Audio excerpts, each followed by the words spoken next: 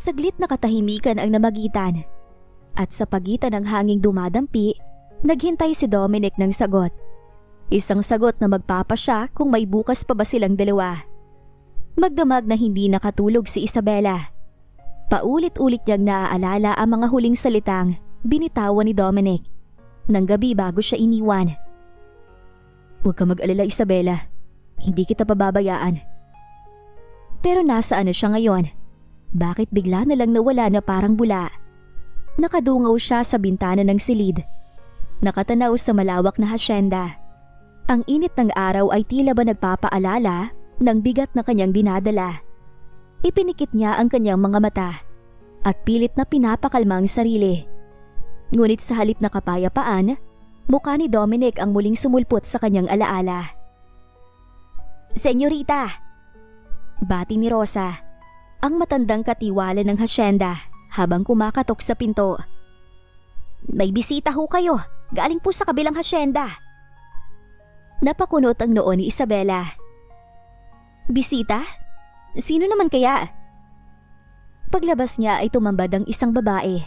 Matangkad, makinis, nakabestida na halatang mamahalin. Sa unang tingin pa lang ay dama na ni Isabela ang kumpiyansa sa sarili nito. "Good morning." Nakangiting bati ng babae. "Ako si Natalie, kaibigan ako ni Dominic." Parang may kung anong kumurot sa puso ni Isabela nang marinig ang pangalan ng lalaki. Hindi niya maiwasang magtanong, "Kaibigan? O higit pa?" Bahagyang natawa si Natalie at saka lumapit. "Siguro, depende kung paano mo titingnan. Matagal na kami magkakilala ni Dominic. At kung tutuusin, mas bagay kami kaysa sa kahit na sino pa."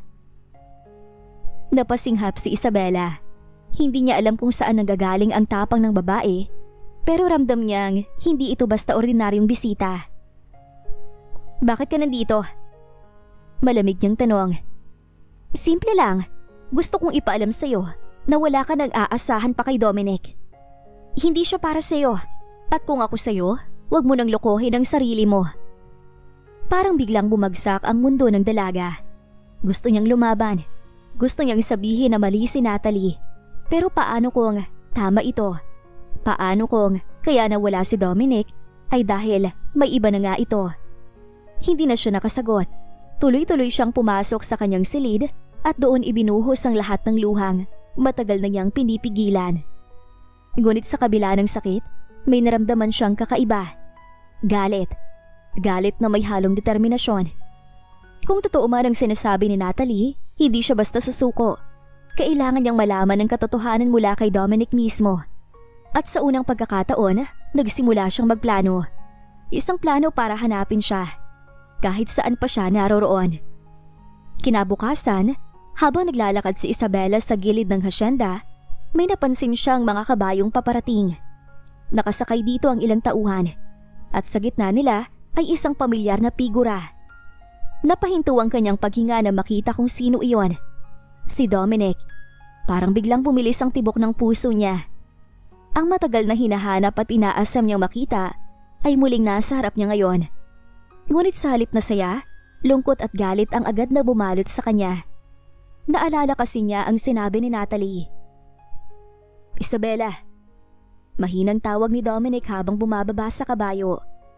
Kita sa mukha nito ang matinding pagod. Halatang galing sa malayong biyahe.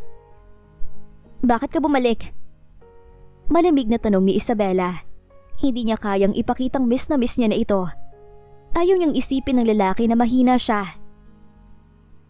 "Dahil kailangan kitang makita." Sagot ni Dominic.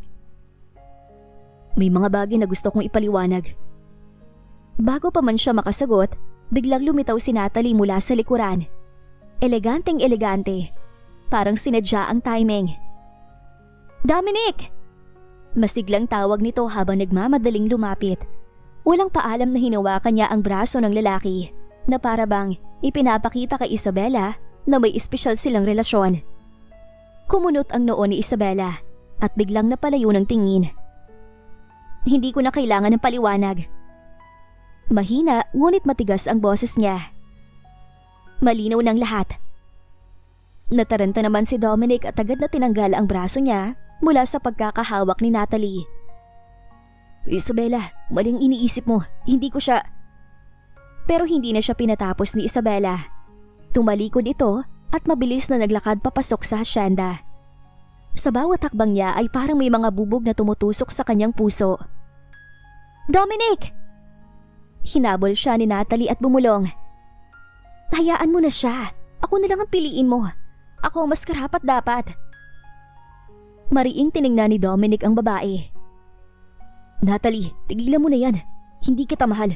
At kung iniisip mong kaya mong guluhin si Isabela, nagkakamali ka. Halos mawala ng kulay ang mukha ni Natalie sa narinig. Hindi siya sanay na tinatanggihan. Kaya't sa halip na umatras, mas lalo siyang nag-init ang ulo. Kung hindi akin si Dominic, sisiguraduhin kong hindi rin siya mapupunta kay Isabela. Bulong niya sa sarili. Samantala, si Isabela ay nakasandal na sa pinto ng kanyang silid. Humihikbi. Ang pusong sabik ay muli na namang sugatan. Ngunit sa kabila ng lahat, may parte sa kanya na naniniwalang hindi kayang lokohin ni Dominic ang damdamin niya. At doon niya napagtanto.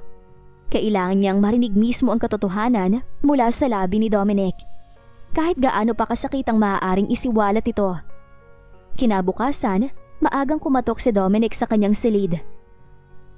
Isabela, pakinggan mo naman ako. Pakiusap nito. Hindi siya sumagot, ngunit sa huli ay binuksan din niya ang pinto. Bumungad ang mukha ng binata. Maputla, halatang puyat at halos walang pahinga. Ano pang kailangan mong sabihin? Nasilayan ko na kung sino ang mahal mo. Malamig niyang sabi. Hindi mo alam ang totoo. Mariin ang tono ni Dominic. Si Natalie, matagal na niyang gustong guluhin ang buhay ko. Pero wala akong ibang minahal kundi ikaw. Napalunok si Isabela.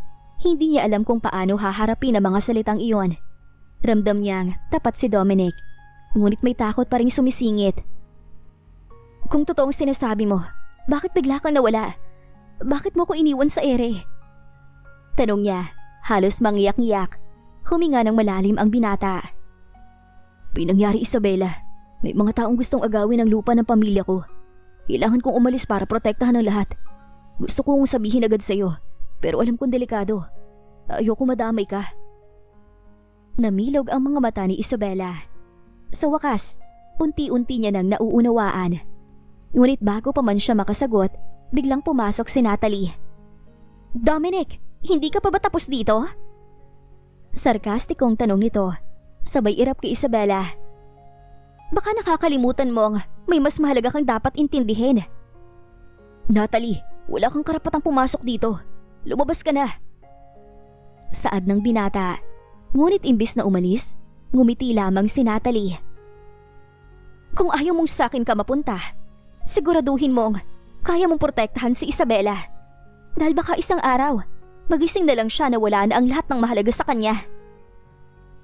Nanlamig si Isabela sa binitawang banta. Kita niya sa mga mata ni Natalie ang determinasyong sirain sila. Dominic! Bulong niya habang nanginginig ang kamay. Hinawakan siya ni Dominic, mariin at tinitigan sa mga mata. Hindi kita pababayaan kahit anong gawin niya. Hinding-hindi ko hahayaang masaktan ka. Sa unang pagkakataon matapos ang ilang araw, naramdaman ni Isabela ang init ng kanyang yakap. Doon niya napagtanto na kahit gaano pa kagulo ang paligid, may isang bagay na malinaw, ang pagmamahal ni Dominic sa kanya. Ngunit sa kabilang dako, si Natalie ay lihim na nakangisi habang umaalis. Sa isip niya, nagsimula na ang laro, at sa larong ito, hindi siya papayag na matalo. Mabilis na kumalat ang balita sa buong hasyenda na nagbalik na si Dominic. Ang mga manggagawa ay tuwang-tuwa, ngunit hindi nila alam na sa kabilang hasyenda, may isang pusong nanggagalit. Si Natalie. Habang naglalakad siya sa malawak na sala ng kanilang mansyon, paulit-ulit niyang inuulit sa sarili. Kung hindi akin si Dominic, walang makakakuha sa kanya. Lalo na si Isabela. Kinagabihan, nagdaos ng salo-salo ang mga tauhan ng hasyenda bilang pagbabalik kay Dominic. Naroon din si Isabela, nakaupo sa tabi niya. Tahimik, ngunit ramdam ang kaba. Isabela, bulong ng binata habang nakayuko sa kanya.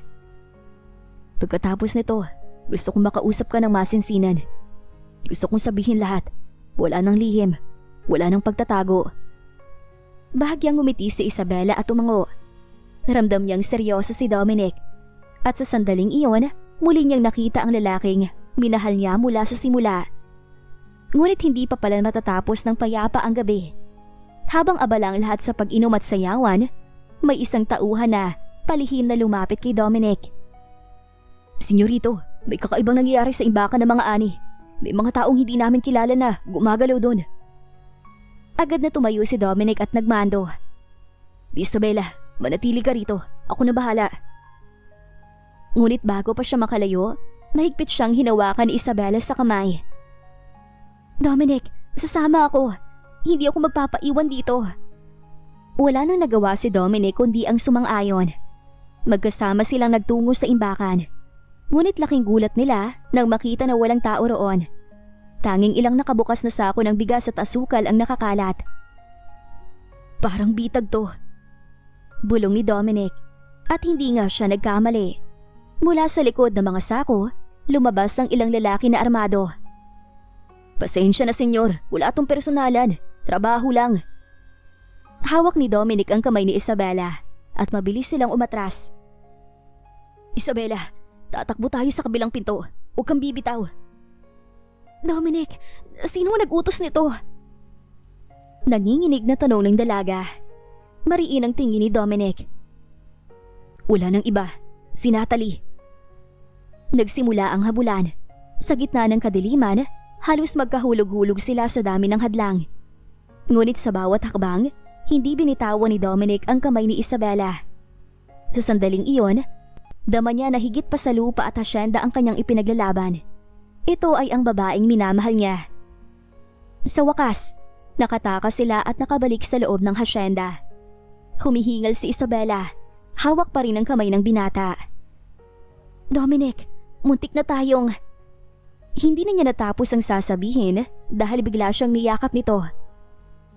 Hindi kita hahayaang mawala, Isabela. Kahit anong plano pang gawin ni Natalie, ipagtatanggol kita.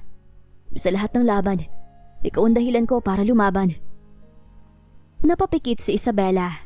Ramdam ang tibok ng puso ng binata. Kinabukasan, muling bumalik ang katahimbikan sa hasyenda. Ngunit sa puso ni Isabela, hindi mawala ang kaba. Paulit-ulit niyang naiisip ang mga lalaking umatake at kung paano muntik na silang madamay.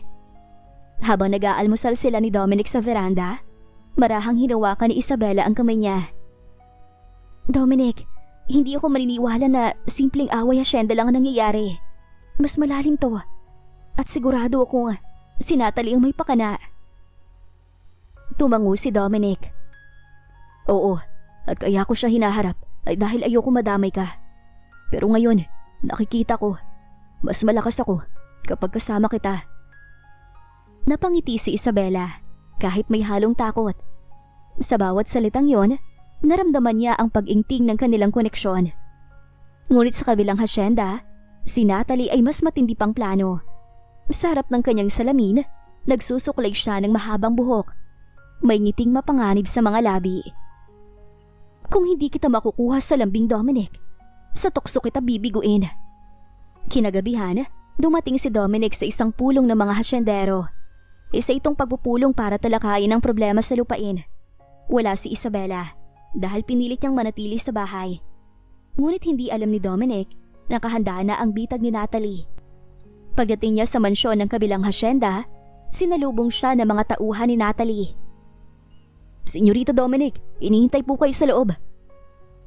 Dinala siya sa isang malapad na sala. Ngunit laking gulat niya nang makita si Natalie.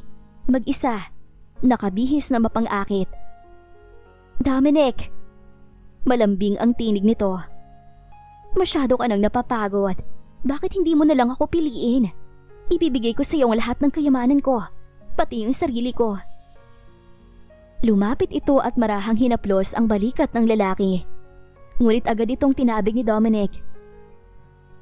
Natalie, tigilan mo na. Hindi ko kailangan ng yaman mo. Ang puso ko kay Isabela lang. Isabela? Wala siya sa kalingkingan ko. Siyang sisira sa'yo. Hindi siya bagay sa mundo natin, Dominic.